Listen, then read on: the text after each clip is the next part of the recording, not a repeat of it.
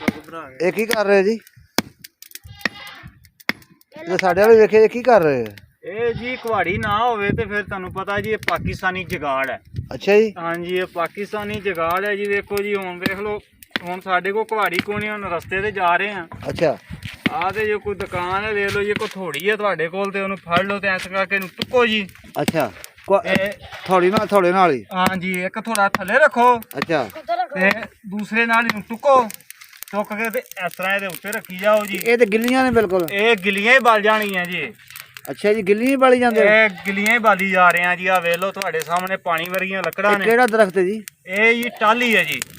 ਪਹਿਲੇ ਕਿੱਕਰ ਸੀ। ਅੱਛਾ ਉਹ ਕਿੱਕਰ ਬਾਲੀ ਹੈ ਜੀ। ਅੱਛਾ ਹੁਣ ਮੁੰਡੇ ਕਹਿ ਰਹੇ ਸੀਗੇ ਠੰਡ ਬੜੀ ਲੱਗ ਰਹੀ ਹੈ। ਅੱਛਾ ਤੇ ਮੈਂ ਇਹਨਾਂ ਨੂੰ ਆਖਿਆ ਪੁੱਤਰ ਕੋਈ ਗੱਲ ਨਹੀਂ, ਹੁਣ ਟਾਹਲੀ ਲੈ ਕੇ ਆਇਆ ਤੇ ਆ ਵੇਖ ਲਓ ਜੀ ਗਿੱਲੀ ਟਾਹਲੀ ਜੇ ਇਹ ਬਾਲ ਰਹੇ ਆ। ਵੇਖ ਲਓ ਤੁਹਾਡੇ ਸਾਹਮਣੇ ਵੇਖ ਲਓ। ਗਿੱਲੀ ਟਾਹਲੀ ਤੇ ਕੁਹਾੜੀ ਵੀ ਕੋਨੀ, ਥੋੜੇ ਨਾਲ ਟੁੱਕੀ ਆਉਂਦੇ। ਹਾਂਜੀ ਆ ਵੇਖ ਲਓ ਜੀ। ਬੜੀ ਗੱਲ ਹੈ ਜੀ, ਪਾਕਿਸਤਾਨੀ ਜਗਾੜ ਤੇ ਲਾ ਸਕਦੇ। ਹਾਂਜੀ ਪਾਕਿਸਤਾਨੀ ਜਗਾੜ ਤੇ ਲਾ ਸਕਦੇ ਨੇ ਨਾ ਫਿਰ। ਹਾਂਜੀ ਬਿਲਕੁਲ ਜੀ, ਇਸ ਗੱਲੋਂ ਪਾਕਿਸਤਾਨ ਨੂੰ ਮੰਨਿਆ ਜੀ ਅਸੀਂ। ਅੱਛਾ ਜੀ।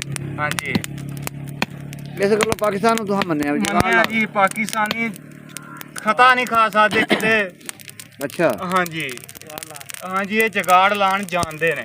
ਸਹੀ। ਹਾਂਜੀ ਬੰਦਾ ਜਿੱਦਾਂ ਵੀ ਆਕੇ ਨਾ ਕਿ ਨਹੀਂ ਅਗਰ ਥੋੜਾ ਵੀ ਨਾ ਹੋਵੇ ਤੇ ਫਿਰ ਕਦ ਨਾਲ ਟੁੱਕੇ? ਹਾਂਜੀ ਥੋੜੀ ਥਾੜੀ ਵੀ ਨਾ ਹੋਵੇ ਤੇ ਆਹੋ ਫਿਰ ਇਹਦਾ ਇੱਕੋ ਹੱਲ ਹੈ ਜੀ। ਫਿਰ ਇਹ ਦੋ ਪੱਥਰ ਵੇਖ ਲਓ ਜਾਂ ਇੱਟ ਵੇਖ ਲਓ। ਅੱਛਾ ਦੋ ਇੱਟਾਂ ਲੈ ਲਓ ਜੀ। ਅੱਛਾ ਇੱਟ ਨੂੰ ਐਂ ਖੜੀ ਕਰ ਲਓ। ਹਾਂ ਖੜੀ ਕਰਕੇ ਤੇ ਆ ਵੇਖੋ ਹੁਣ ਇਹ ਵੇਖੋ। ਅੱਛਾ ਜੀ। ਹਾਂਜੀ ਇਹ ਉੱਤੇ ਇੱਕ ਰੱਖੋ, ਉੱਤੇ ਰੱਖ ਕੇ ਟੇਢੀ ਕਰਕੇ ਮਾਰੋ ਟੁੱਕੀ। ਇੱਟ ਨਾਲ ਵੀ ਟੋਕੇ ਵਿਖਾਓ ਨਾ, ਫਿਰ ਪਤਾ ਲੱਗੇਗਾ ਤੁਹਾਡੀ ਜਗਾੜ ਦਾ। ਹੁਣ ਜੀ ਹੁਣ ਇਹ ਹੁਣ ਇੱਥੇ ਹੈ ਲੈ ਕੇ ਆਓ, ਲੱਭ ਕੇ ਅਸੀਂ ਟੋਕੇ ਵਿਖਾ ਦਿੰਦੇ ਆ ਜੀ ਤੁਹਾਨੂੰ। ਅੱਛਾ ਜੀ। ਹਾਂਜੀ ਬੜੀ ਗੱਲ ਹੈ, ਇਹ ਬੜਾ ਜਗਾੜ ਲਾਇਆ ਤੁਸੀਂ ਤਾਂ ਭਾਈ। ਹਾਂਜੀ ਵੇਖ ਲਓ ਜੀ।